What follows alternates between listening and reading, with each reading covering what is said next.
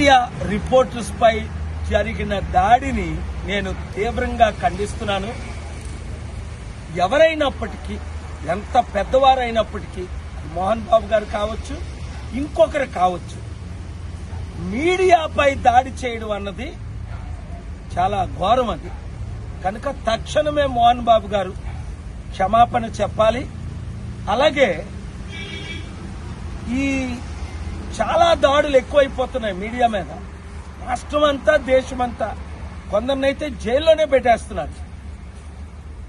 దీని కొరకు ప్రజాస్వామ్యంలో మీడియా బ్రతుకుంటేనే మనం బ్రతుకుండేది. దయచేసి ఎవరు ఎమ్మెల్యేలు గాని, ఎంపీలు గాని, సర్పంచ్లు గాని ఎవరు కూడా మీడియా రిపోర్ట్స్ మీద ఈ రోజు నుంచి దాడి చేయకండి. God bless you. అందరికి నమస్కారం. నేను ఆస్తి కోసమో డబ్బు కోసమో ఈ పోరాటం చేయట్లేదు. ఎందుకంటే ఇది పోరాటం కూడా కాదు, ఇది ఆత్మగౌరవానికి సంబంధించింది, నా భార్య పిల్లల సేఫ్టీకి సంబంధించింది.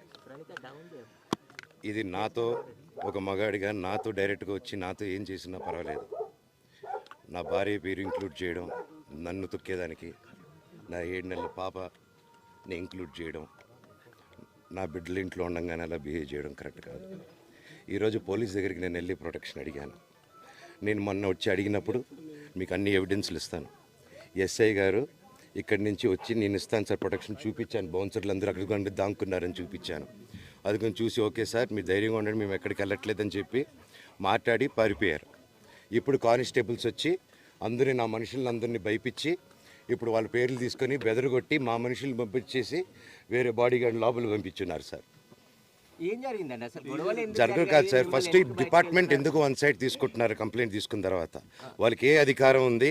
నా ప్రొటెక్ట్ చేసే మనుషులు పంపించేదానికి అధికారం ఏముంది? ప్రపంచంలో నా అందరినీ కలుస్తాను సార్, బయలుదేరుతాను.